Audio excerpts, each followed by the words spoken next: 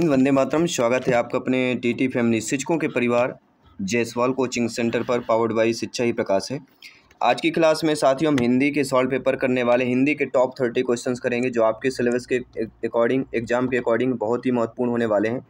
तो वर्ग 3 में हिंदी में अगर बेस्ट स्कोर पाना है, चयन परीक्षा में अव्वल आना है, सिलेक्शन पाना है, तो ये जो आपका पेपर है ये बहुत इंपॉर्टेंट होने वाला है, क्योंकि ग्रामर पोर्शन वही रहेगा, पेडागॉजी लगभग वही रहने वाली है। तो चलिए आइए शुरुआत करते हैं। 30 में से आप लोगों को क्या स्कोर है, अंत में सभी को कमेंट करके फीडबैक करके बताना है। बाकी सभी क्लासेज चल रही हैं, प्लेलिस्ट बना दिया गया है, यहाँ पे देख लीजिएगा, प्लेलिस्ट मिल जाएगी, सभी क्लासेज फ्री ऑफ कॉस्ट है। तो चलिए देर न करते शुरुआत करते हैं और देखते हैं प्रश्न क्या पूछा गया था। ये पेडागॉजी का प्रश्न था, इसके साथ पेडागॉजी के 15 प्रश्न रहेंगे।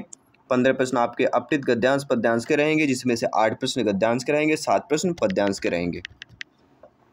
क्या आप सभी लोग तैयार हैं इन सभी को प्रश्नों को अटेंड करने के लिए, फीडबैक करने के लिए? तो चलिए शुरुआत करते हैं। प्रश्न हमारा क्या पूछा गया है, भाषा अर्जन और भाषा अधिगम के संदर्भ में कौन सा कथन सत्य नहीं है? आप सभी लोग जानते हैं, ज्ञानी सर्वव्याख्याता लोग हैं, कि सांस्कृतिक विभिन्नता भाषा अर्जन और भाषा अधिगम को प्रभावित करने वाले महत्वपूर्ण कारक है। ये कथन सही है, क्योंकि हम सभी लोग जानते हैं, क्या जानते हैं, कि सांस्कृतिक विभिन्नता भाषा अर्जन भाषा अधिगम को प्रभावित करने वाले महत्वपूर्ण कारक होते हैं। सांस्कृतिक विभिन्नता, क्योंकि सभी की संस्कृतियाँ, सभी के इन्वायरमेंट, सभी के लोकल अलग अलग रहते होते हैं। ठीक है, तो भाषा अर्जन और भाषा अधिगम को प्रभावित करने वाले जो महत्वपूर्ण कारक है वो सांस्कृतिक विभिन्नता भी यहाँ पे मानी जाएगी। ठीक है ना। इसके बाद आपका क्या दिया गया कि भाषा अर्जन में विभिन्न संकल्पनाएं मातृभाषा में बनती हैं। तो ये भी सही बात है कि भाषा अर्जन में जो संकल्पनाएं होती, स्टार्टिंग में कौन भाई भाषा अर्जन करेंगे, आप सीखेंगे तो सर्वप्रथम बच्चा होगा, कोई भी होगा, मातृभाषा से ही सीखेगा, तो मातृभाषा में बनती है या भाषा अर्जन भाषा अधिगम के संदर्भ में, ये भी कथन हमारा सत्य दिया गया है। बढ़ते हैं तीसरे की तरफ। तीसरा ऑप्शन कह रहा है कि भाषा अधिगम में कभी भी अनुवाद का सहारा नहीं लिया जाता। तो ऐसा नहीं है, अगर कोई आप सीखेंगे तो बिना अनुवाद के कैसे सीख पाएंगे? तो हिंदी हो चाहे संस्कृत, कोई भी लैंग्वेज, कोई भी भाषा हो, तो भाषा अर्जन और भाषा अधिगम के संदर्भ में कि भाषा अधिगम में कभी भी अनुवाद का सहारा नहीं लिया जाता, यह कथन गलत हो जाएगा, ये सत्य नहीं है। तो अकॉर्डिंग टू क्वेश्चन हमारा थर्ड ऑप्शन सही हो जाएगा। अगर और भी दिया गया कि भाषा अर्जन सहज और स्वाभाविक होता है जबकि भाषा अधिगम प्रयासपूर्ण होता है, ये बहुत इंपॉर्टेंट, ये कई बार पूछा गया। डी ऑप्शन को थोड़ा देखिएगा, डी ऑप्शन क्या कह रहा है कि भाषा अर्जन सहज और स्वाभाविक होता है और भाषा अधिगम क्या होता है, प्रयासपूर्ण होता है। तो ये दोनों चीज़ें जानिएगा, भाषा अर्जन सहज स्वाभाविक होगा और भाषा जो अधिगम होता है, क्योंकि अधिगम सीखा जाता है, तो सीखे कैसेंगे, प्रयास के द्वारा सीखेंगे, प्रैक्टिस के द्वारा ही सीखेंगे, इसलिए अधिगम जो होता है प्रयासपूर्ण होता है। तो भाषा अधिगम के संदर्भ में आपके कितने हो सकता है, पे 4 प्रश्न क्लियर होंगे, 3 ये होते हैं भाषा अधिगम से संबंध हो जाएंगे और तीसरा आपका नहीं होगा। तो ये तो पूछा जा रहा है क्या नहीं होगा, तो according to question third option यहाँ पे सही हो जाएगा। हर एक क्वेश्चन को समझ के जाएंगे, वादा करता हूँ सिलेक्शन बिल्कुल आपके कदमों में होगा। ठीक है ना, याद रखिएगा। चलिए, सिलेक्शन पाना है तो हर एक क्वेश्चन इंपॉर्टेंट है। आइए बात करेंगे दूसरे प्रश्न की। निम्नलिखित में से मातृभाषा शिक्षण का सिद्धांत नहीं है। अब ज़्यादातर आपको पता नहीं वाले ज़्यादा प्रश्न पूछे जाते हैं, तो आवृत्ति का सिद्धांत, पुनर्वलन का सिद्धांत, चिंतन मनन का सिद्धांत, नियोजन का सिद्धांत, आपने क्या क्या पढ़ा है सभी लोग बताइए। मातृभाषा शिक्षण का क्या क्या सिद्धांत नहीं हो सकते, कई प्रकार के प्रश्न आते हैं, लेकिन आप सभी लोग जानते हैं, क्योंकि आप सभी लोग ज्ञानी सर्वव्याख्याता लोग हैं, क्या जानते हैं कि मातृभाषा शिक्षण की अगर मैं बात करता हूँ तो यह मातृभाषा क्या होगी, आवृत्ति का होगा। आवृत्ति मतलब बार बार करना, बार बार पढ़ना। तो क्या कोई अब ग्रामर पोर्शन आपकी भाषा पढ़ रहे हैं, अपनी मातृभाषा शिक्षण का सिद्धांत ये होता है आवृत्ति का सिद्धांत, अर्थात बार बार पुनरावृत्ति होना, बार बार वो चीज़ें आना। ठीक है, तो मातृभाषा का सिद्धांत ये हो जाएगा।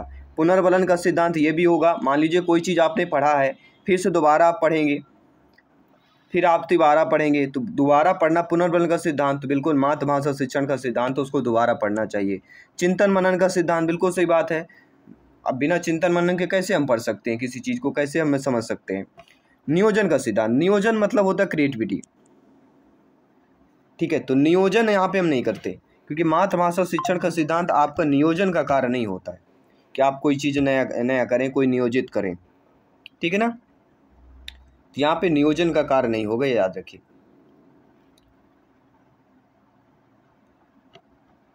तो एक आर्डिनरी क्वेश्चन डी ऑप्शन यहाँ पे सही हो जाएगा। नो डाउट सभी लोग समझ गए हैं। आइए बढ़ते हैं अगले प्रश्न की तरफ।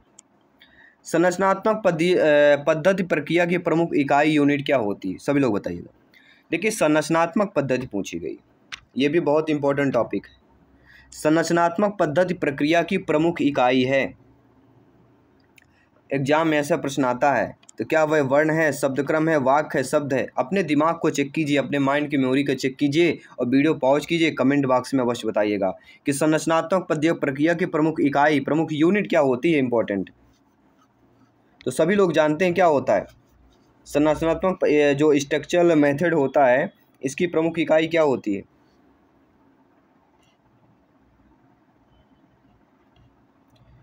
सभी लोग जानते हैं इसकी जो होती है वाक्य, क्योंकि संरचनात्मक जो पद्धतियाँ होती हैं इस प्रक्रिया में प्रमुख इकाई वाक्य का होता है। बिना वाक्य के हम संरचना पद्धति कैसे बना सकते हैं? कोई वाक्य पूरा करना होगा तब उसमें संरचना करेंगे कि ये चीज़ें इसमें ऐड की जा सकती है।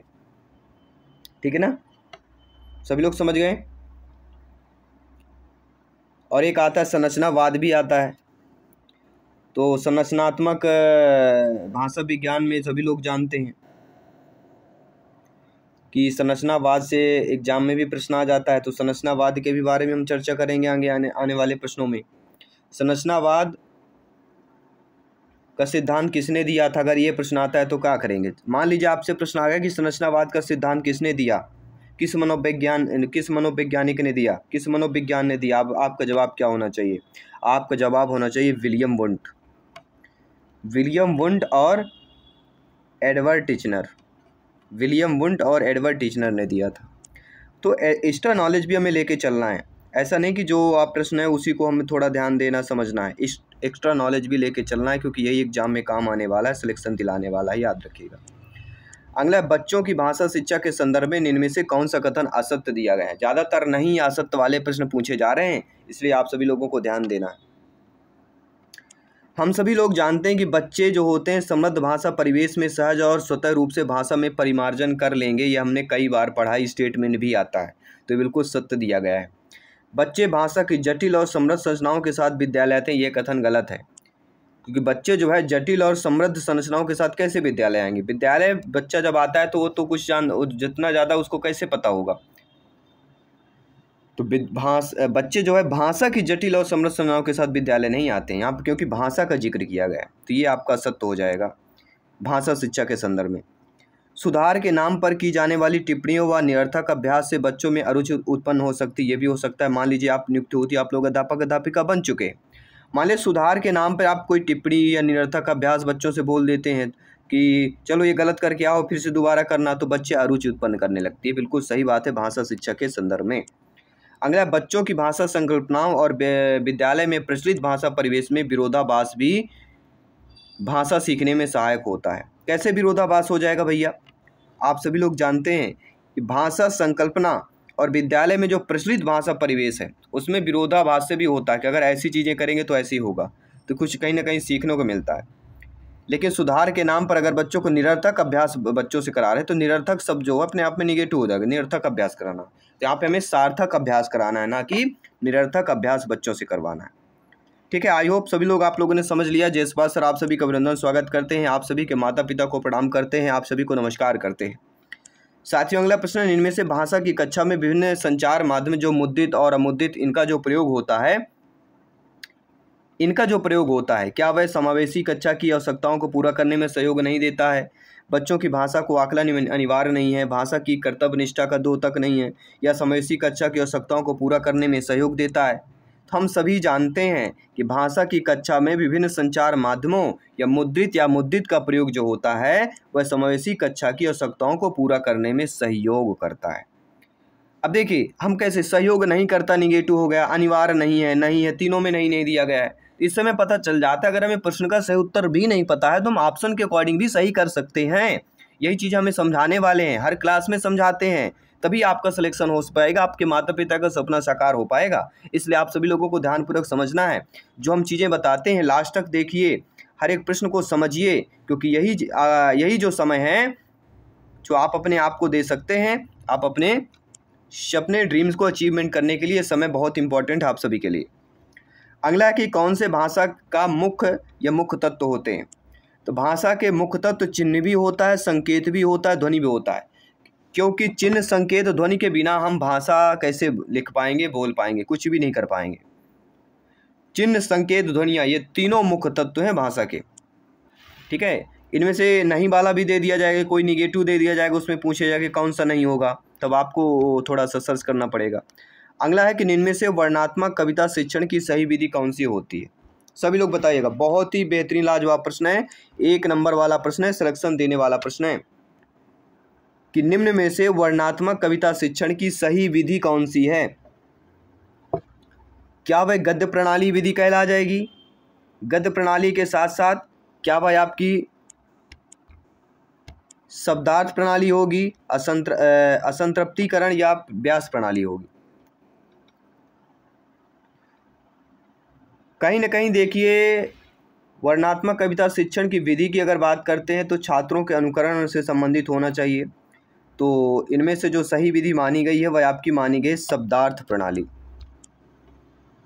कौन सी मानी गई है? शब्दार्थ प्रणाली विधि। अब आपके प्रश्न आगे, शब्दार्थ कथन विधि या प्रणाली क्या होती है? तो इस प्रणाली में शिक्षक जो होते नहीं, आप लोग जो होंगे वह कविता में आने वाले कठिन शब्दों का अर्थ जो होता है बच्चों को बताएंगे और कविता का पाठ आप ही करेंगे। इसको कहते हैं शब्दार्थ प्रणाली। कविता पढ़ा रहे हैं, बच्चों को अर्थ भी बता रहे हैं, ठीक है ना, इसको कहते हैं शब्दार्थ प्रणाली, याद रखिएगा। अगला जो प्रश्न है साथियों, ये बहुत ही इंपॉर्टेंट है, कई बार पूछा गया है, सीटेट में आया है, एमपीटेट में आया है और रीट में भी लेवल फर्स्ट में पूछा गया है कि निम्नलिखित में से कौन जो है भाषा शिक्षण के सिद्धांत में आता है। यानी भाषा शिक्षण एक ऐसा टॉपिक है, सिद्धांत एक ऐसा टॉपिक है, भर भर के भैया पूछे जा रहे हैं, इसलिए भर भर के हमें तैयारी भी करना है। तो पहला जो ऑप्शन कह रहा है कि केवल व्यक्तित्व भिन्नता का सिद्धांत, तो केवल केवल केवल, मैंने कई बार बताया, तीनों को बिल्कुल निगेटिव कीजिए, फोर्थ ऑप्शन को पढ़िए, पढ़ना है, ऐसे डायरेक्ट आंसर नहीं करना। केवल देखने के बाद केवल निगेटिव है। अब देखिए फोर्थ ऑप्शन कैसा हमारा दिया गया, कह रहा है कि स्वतंत्रता का सिद्धांत, अनुकरण का सिद्धांत, व्यक्तित्व विभिन्नता का सिद्धांत, तो तीनों चीज़ें सिद्धांत में दी गई हैं। क्योंकि भाषा शिक्षण में स्वतंत्रता का सिद्धांत होना चाहिए, बच्चे कैसे सीख पाते हैं, स्वतंत्र होना चाहिए बच्चों के लिए। बच्चों का अनुकरण का सिद्धांत भी होना चाहिए, बच्चे आपके अनुकरण करेंगे, आप जैसा पढ़ाएंगे बच्चे आपके साथ अनुकरण करेंगे। व्यक्तित्व भिन्नता, सभी बच्चे एक साथ एक समान नहीं सीख सकते हैं, एक ही प्रकार से नहीं सीख सकते हैं, क्योंकि व्यक्तिगत विभिन्नताएं पाई जाती हैं। आप हमारे और आसपास देखें, घर में भी व्यक्तिगत विभिन्नताएं पाई जाती हैं। सबका दिमाग अलग अलग, सबका स्वाद अलग अलग, सबकी सोच अलग अलग होती है, सबका पहनावा अलग अलग होता है, सबकी कद काठी भी अलग अलग होती है, इसी को कहते हैं व्यक्तिगत विभिन्नता। तो भाषा शिक्षण के सिद्धांत में क्या नहीं आता है? केवल शब्द बिल्कुल नहीं आना है, बाकी डी ऑप्शन को आंख बंद करके सही कर लेना है। ये ट्रिक याद रखेगा, एग्जाम में आपको अव्वल बनाएगी, आपको सिलेक्शन दिलाएगी, याद रखिएगा। कौन सी शिक्षक सहायक सामग्री में मल्टीमीडिया का साधन नहीं है? अब आप बताइए, क्या दूरदर्शन मल्टीमीडिया नहीं है? बिल्कुल है। मल्टीमीडिया में कंप्यूटर आता है, वीडियो ऑडियो ये सारे उपकरण आते हैं, दूरदर्शन सब दोनों प्रकार की सामग्री प्रदान करते हैं, उनको मल्टीमीडिया साधन कहते हैं। चाहे वह चलचित्र हो, चाहे रेडियो हो, चाहे दूरदर्शन हो, चाहे टेलीविज़न हो, चाहे मोबाइल हो। लेकिन जो पाठ्य पुस्तक होती, जो बुक होती है, वह मल्टीमीडिया का काम नहीं करती, ठीक है ना। तो पाठ्य पुस्तक अकॉर्डिंग टू क्वेश्चन हमारा सही हो जाएगा, बाकी सारे मल्टीमीडिया हो जाएंगे, पाठ्य पुस्तक मल्टीमीडिया साधन नहीं होगा। अगला है शब्द व्याख्या की प्रमुख विधि क्या होती है? भैया बहुत ही बेहतरीन प्रश्न है। इस प्रश्न को भैया हम कह सकते हैं कि ये इस टॉपिक से भैया प्रश्न पूछा जाएगा, रिपीट हो सकता है, ये याद रखिएगा। तो शब्द व्याख्या की प्रमुख विधि क्या होती है? ये आपको पढ़ना पड़ेगा, अनुमान लगाना नहीं पड़ेगा, अनुमान से इस प्रश्न को आप नहीं कर पाएंगे। क्या वह बोधन विधि है, प्रवचन विधि है, स्पष्टीकरण विधि है, या सभी हो जाएगा? तो मेरे प्यारे मित्र, मेरे शिक्षक बंधु, मेरे भावी अध्यापक अध्यापिकाएं, आप सभी लोग जानते हैं, समझते हैं, क्या जानते समझते हैं? एक चीज़ जान लीजिएगा कि शब्द की प्रमुख विधि क्या होती है। मेरे प्यारे मित्र, सभी लोग जानते हैं, आप लोग शब्द व्याख्या की जो प्रमुख विधियाँ होती हैं वह आपकी उद्बोधन विधियाँ भी होती हैं, प्रवचन विधियाँ भी होती हैं, स्पष्टीकरण भी होता है। यानी कि अर्थात जो सभी ऑप्शन दिया गया वह सारे ऑप्शन हमारे सही हो जाएंगे, ठीक है ना। कोई भी डाउट हो बिल्कुल कमेंट कीजिए, क्योंकि ये आपका अपना टीटी फैमिली है, शिक्षकों का परिवार है, इसीलिए कहते हैं पावर्ड बाय शिक्षा ही प्रकाश है। सभी मित्रों को जय हिंद, वंदे मातरम। साथियों, राष्ट्र हित में शिक्षा की बात की जाए वो आप लोग हैं, राष्ट्र हित में शिक्षा की बात की जाए वो फैमिली है आपकी TT family Jaiswal coaching centre. साथियों, अगला प्रश्न है कि समुच्चय बोधक अव्यय का लोप होने का प्रयुक्त क्या होता है? सभी बताइएगा ध्यानपूर्वक। जी हाँ, समुच्चय बोधक अव्यय का लोप होने पर प्रयुक्त होता है क्या? वह पूर्ण विराम है, अल्प विराम है, अर्ध विराम है, विराम है? एक विराम से प्रश्न आएगा। तो समुच्चय बोधक अव्यय हम कहाँ पे कहते हैं? रुको मत जाने दो, रुको मत जाने दो। ये बीच में अल्प प्रयोग हो रहा है, मतलब क्या हो रहा है? अल्प विराम हो रहा है। तो अल्प विराम को हम किससे डिनोट करते हैं? ये छोटा सा अल्प विराम होता है, ये अल्प विराम, इससे डिनोट किया जाता है, ये अल्प विराम होता है। जैसे मान लीजिए कोई लिखा है रुको, रुको मत जाने दो। अब इसको हम कैसे पढ़ें? अगर यहाँ अल्प विराम लग गया तो हम क्या पढ़ेंगे? रुको मत जाने दो। मान लो यहाँ लग गया तो रुको मत जाने दो, रुको मत जाने दो। तो कई ये अल्प विराम का बहुत महत्व है, मतलब समुच्चय बोधक अव्यय का लोप होने पर जो प्रयुक्त होता है वह अल्प विराम होता है। समुच्चय बोधक वे शब्द होते हैं, समुच्चय बोधक अव्यय वे शब्द होते हैं जो या दो से अधिक शब्दों, वाक्यांशों, वाक्यों को जोड़ते हैं। जब इन समुच्चय बोधक अव्ययों का प्रयोग नहीं किया जाता है तो उनके स्थान पर अल्प विराम का प्रयोग होता है। जब समुच्चय बोधक नहीं आता तो अल्प विराम होगा, ताकि वाक्यों को स्पष्ट रूप से अलग किया जा सके। ये याद रखिएगा। समुच्चय बोधक में थोड़ा सा आगे मोटा होता है, थोड़ा सा नीचे होता है, और अल्प विराम में डायरेक्ट होता है। इन दोनों चीज़ों को समझना जरूरी है। अल्प विराम और समुच्चय बोधक में अंतर भी जानना जरूरी है। अगला है कि मातृभाषा सीखने का स्वाभाविक मनोवैज्ञानिक क्रम होता है। तो भैया ये चार जो क्रम है इनको याद रखिएगा। सुनना, बोलना, पढ़ना, लिखना। पहला सुनना, दूसरा बोलना, तीसरा पढ़ना, चौथा लिखना। और ये आपको जीवन में करते रहना है। कभी भी किसी के सामने जाइए तो पहले सामने वाले की सुनिए, सुनने के बाद फिर आप बोलिए, बोलने के बाद फिर आप उसका रिवीजन करिए, पढ़िए, और इसके बाद फिर आप अपनी प्रतिक्रिया दीजिए, यानी लिखना, उस पर लिखें आप। तो ये चीज़ें अगर आप करेंगे तो आप हमेशा अपने जीवन में सफल होंगे। याद रखिए, पहले सुनिए सामने वाले की कि सामने वाला क्या बोलना चाहता है, उसके अकॉर्डिंग फिर आप अपने सुने, बोलिए, बोलने के बाद फिर पढ़िए, फिर लिखिए। ठीक है ना? चलिए, कहानियाँ जो होती हैं बच्चों के भाषा विकास में किस प्रकार सहायक होती है? भाई, कहानी के माध्यम से क्या क्या बच्चों में सीखने को मिलता है? सभी लोग जानते हैं कहानी के माध्यम से बच्चों में कल्पना शक्ति का विकास होता है, सृजनात्मकता आती है, चिंतन में बढ़ावा होती है कि ऐसा करेंगे तो ऐसी गलती हो जाती है तो ऐसा भोगना पड़ता है, अगर ऐसा चीज़ करेंगे तो अच्छी चीज़ होगी, सफलता मिलेगी। तो क्या होगा? कल्पना शक्ति का विकास होगा, सृजनात्मकता आएगी, चिंतन को बढ़ावा देगी। तो ये तो कहीं हमें देखने की जरूरत ही नहीं थी। आंख बंद कर इस प्रश्न का जवाब आप सभी लोग दे पाएंगे। आइए बात करते हैं अगले प्रश्न की। ऐसा व्यक्ति जिसके आने का दिन और समय पहले से निश्चित होता है। जी हाँ, ऐसा व्यक्ति जिसके आने का दिन और समय पहले से निश्चित होता है उसी को अतिथि बोला जाता है, गेस्ट बोला जाता है। चलिए आइए बढ़ते हैं आपके गद्यांश की तरफ। प्यारा सा गद्यांश दिया गया कि हमारे अंतःकरण में प्रिय के आदर्श रूप का संगठन उसके शरीर या व्यक्ति मात्र में आश्रय हो सकता है, पर श्रद्धेय के आदर्श रूप में संगठन और उसके फैलाए हुए कर्म तंतु के उपादान से होता है। ये गद्यांश है। अब इस गद्यांश से रिलेटेड हम प्रश्न करेंगे। क्या आप सभी लोग तैयार हैं? चलिए, इस गद्यांश से रिलेटेड प्रश्न क्या पूछा जा रहा है कि उपयुक्त गद्यांश के अनुसार श्रद्धेय के आदर्श रूप का संगठन उसके फैलाए हुए किससे होता है? तो कर्म तंतु के उपादान से होगा। पहले ही लाइन में पूछा गया है, किससे होगा? ये लाइन पढ़ लीजिएगा, यही लाइन में आपका उत्तर है। श्रद्धेय के आदर्श रूप का संगठन उसके फैलाए हुए कर्म तंतु के उत्पादन से होता है। कहीं और से मैं नहीं ले रहा हूँ, ये याद रखिएगा। आप किसी गद्यांश से ही सारे प्रश्न पूछे रहे और इसी गद्यांश से हम आंसर भी करेंगे, याद रखिएगा। अगला प्रश्न है, प्यारा सा प्रश्न। उपयुक्त गद्यांश के अनुसार प्रेम में कोई मध्यस्थ नहीं है पर श्रद्धा में मध्यस्थ है। तो श्रद्धा में मध्यस्थ क्या है? अपेक्षित है। अब आपके गद्यांश में देखिए, प्रेम में कोई यहाँ पे दिया गया है, प्रेम में कोई मध्यस्थ नहीं बोला जा रहा है। ये लाइन याद रखिएगा, थोड़ा सा देखिएगा, ये लाइन अंडरलाइन कर रहा हूं कि प्रेम में कोई मध्यस्थ नहीं पर श्रद्धा में मध्यस्थ अपेक्षित है। दिया गया है ना, आपके गद्यांश में दिया गया है, कहीं और से मैं नहीं देख पा रहा। A to Z गद्यांश में दिया गया है और इसी गद्यांश को पढ़ना है, समझना है और फीडबैक करना है। ठीक है, सभी लोग समझ गए? आइए बढ़ते हैं अगले प्रश्न की तरफ। अगला कह रहा है कि उपरोक्त गद्यांश के अनुसार हमें रिक्त स्थान की पूर्ति करना है। यदि प्रेम स्वप्न है तो श्रद्धा जागरण है। यदि प्रेम स्वप्न है तो श्रद्धा जागरण है। कहाँ पे दिया गया है? यदि प्रेम स्वप्न है तो श्रद्धा क्या है? जागरण है।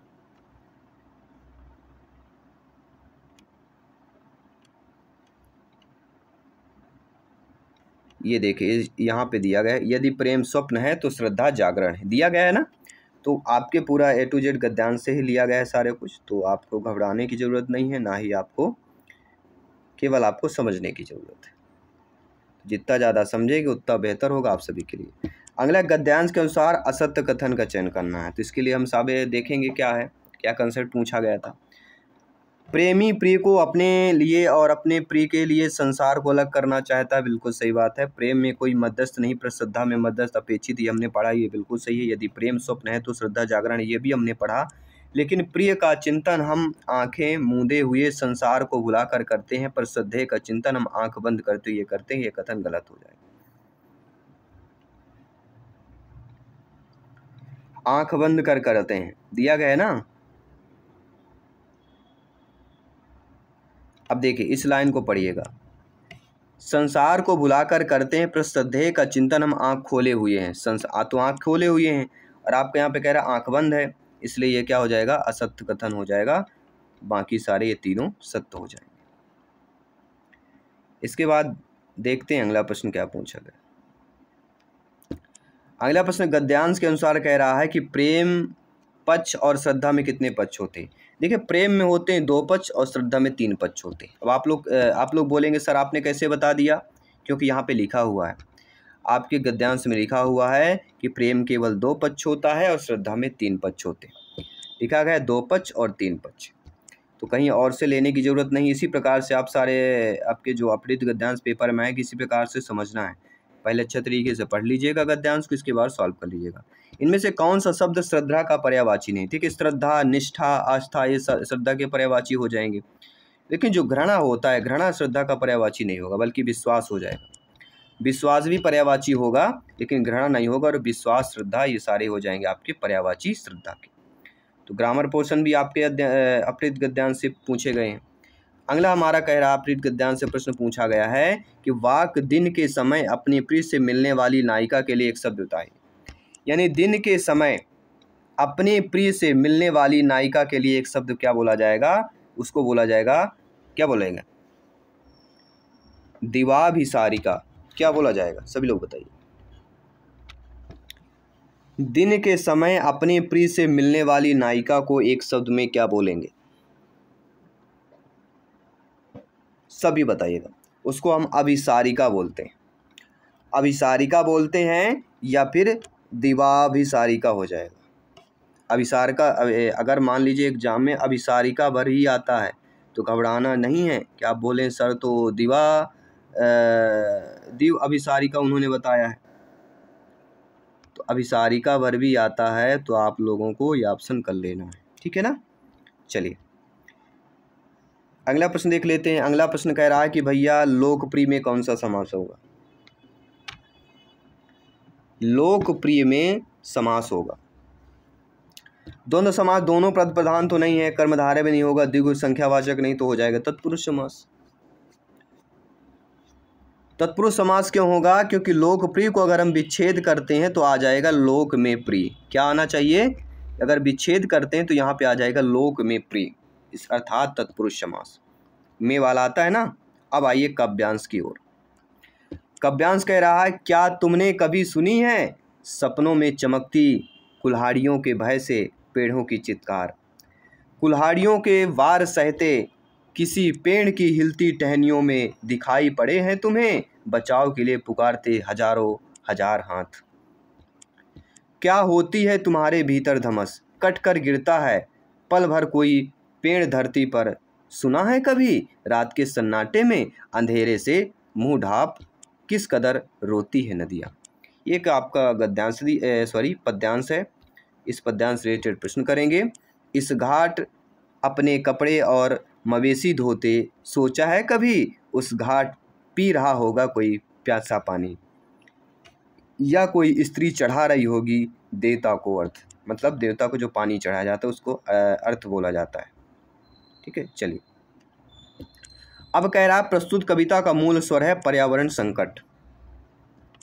इसके बाद अगला प्रश्न देखते हैं, फिर इससे रिलेटेड क्या प्रश्न दिया गया है। फिर इससे रिलेटेड प्रश्न कह रहा है कि कुल्हाड़ियों का वार कौन सहता है, तो वृक्ष सह रहे हैं भैया। कुल्हाड़ियों से किसको काटा जा रहा है, वृक्ष को काटा जा रहा है, यानी पर्यावरण संकट में है। वृक्ष को काटना मतलब पर्यावरण को संकट में डालना।